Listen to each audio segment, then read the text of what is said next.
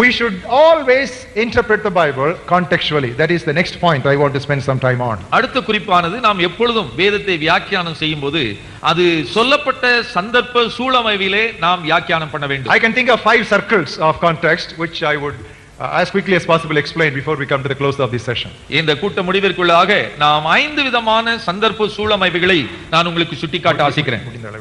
Number 1, the immediate context. முதலாவது சொல்லப்பட்ட உடனடி சந்தர்ப்பம். That is the words below or above. அந்த வசனத்திற்கு மேலேயும் அதற்கு கீழேயும் உள்ள பகுதி. Or the words within that verse. அந்த குறிப்பிட்ட வசனத்திற்குள்ளே இருக்கிற வார்த்தைகளுக்கு. That is called the immediate context. அதுதான் உடனடி சந்தர்ப்ப சூழமைவு. Secondly, இரண்டாவது, the context of the passage or the entire chapter. அந்த முழு அத்தியாயத்திலும் இந்த வசன பகுதி சொல்லப்பட்டிருக்கிற சந்தர்ப்ப சூழமைவு. The passage or the full chapter. அந்த வசன பகுதி இல்லாவிட்டால் அந்த முழு அத்தியாயம். Or you can say paragraph, பத்தி. இல்லாவிட்டால் பத்தி.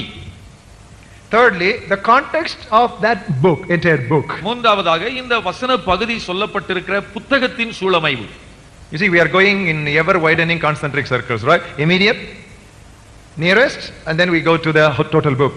இப்படி ஒன்றுக்குள் ஒன்று அமைந்திருக்கிற உள்ளமைவு வட்டங்களை போல நாம் உடனடி சந்தர்ப்ப சூழமைவு, பிறகு அந்த அத்தியாயத்தின் சூழமைவு, இப்பொழுது அந்த புத்தகத்தில் அந்த வசனத்தின் சூழமைவு. The fourth circle, நான்காவது வட்டம், the context of the parallel passages. அதற்கு இணையான வசன பகுதிகளோடு உள்ள சூழமைவு. Parallel passages, related passages. அதற்கு சம்பந்தப்பட்ட இணையான வசனங்களின் சூழமைவோடு ஒப்பிட்டு பார்த்தது. It may be within or without that particular book. ஒருவேளை அந்த குறிப்பிட்ட வசனம் சொல்லப்பட்ட புத்தகத்தோடோ புத்தகத்திற்கு வெளியே இருக்கிற வசனங்களோடு ஒப்பிட்டு பார்த்தது. Fifthly and finally, ஐந்தாவதாக கடைசியாக the context of the entire Bible. முழு வேதாகமத்தின் சந்தர்ப்பத்தில்